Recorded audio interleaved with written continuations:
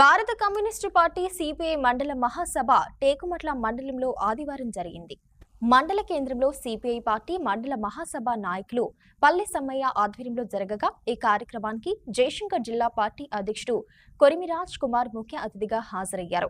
ఈ మహాసభల సందర్భంగా టేకుమట్ల మండల సిపిఐ పార్టీ కార్యదర్శిగా పల్లె సమ్మయ్యను ఎన్నుకున్నారు. ఈ సందర్భంగా నాయకులు మాట్లాడారు.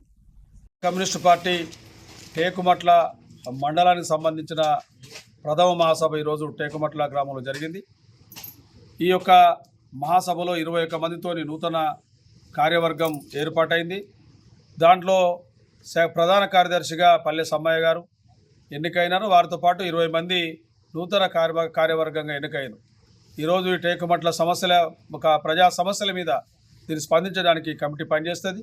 ఇప్పటికే ఈ మండలంలో అనేక సమస్యలు ఈరోజు ఈ కమిటీ దృష్టికి వచ్చినాయి. ఈ యొక్క సమస్యల పరిష్కారానికి కమ్యూనిస్టు పార్టీ కృషి చేస్తుందని చెప్పి మేము తెలియజేస్తా ఉన్నాం.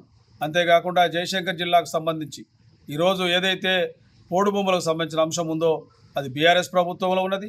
ఏదో కొంతమందికి ఇచ్చారు కానీ ఇంతవరకు ఆ సమస్య పరిష్కారం కాలేదు. అది సుమారుగా జయశంకర్ జిల్లాకు సంబంధించిన అటవీ ప్రదేశాలైన అన్ని మండలాల్లో ఈ సమస్య ఉన్నది. వీటి పరిష్కారానికి కొత్త ప్రభుత్వం ఇప్పుడు కృషి చేయాలి.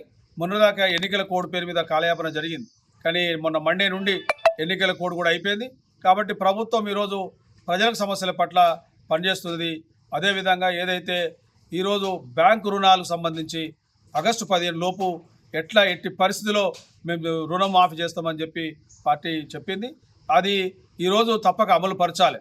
ఈరోజు చాలామంది రైతులు రుణాల పేరు మీద తీసుకొని ఈరోజు ఇబ్బంది పడుతూ ఉన్నారు. అదే కాకుండా రైతు బంధువుకు సంబంధించిన అంశం పెండింగ్లో ఉంది.